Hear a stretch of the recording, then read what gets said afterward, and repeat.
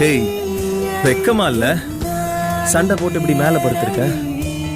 Mister Arjun, நீங்க தான் என்ன எந்திரிக்க விடாம ஏன் இடுப்ப பிடிச்சிட்டு? ஓ,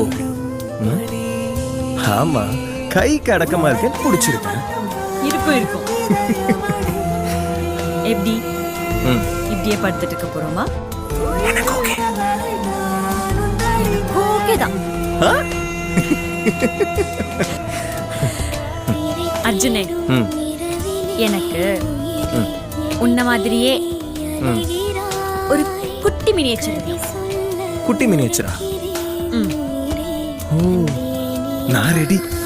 அத சொல்லல. நம்ம யாருக்கும் தெரியாம கல்யாணம் பண்ணோம்.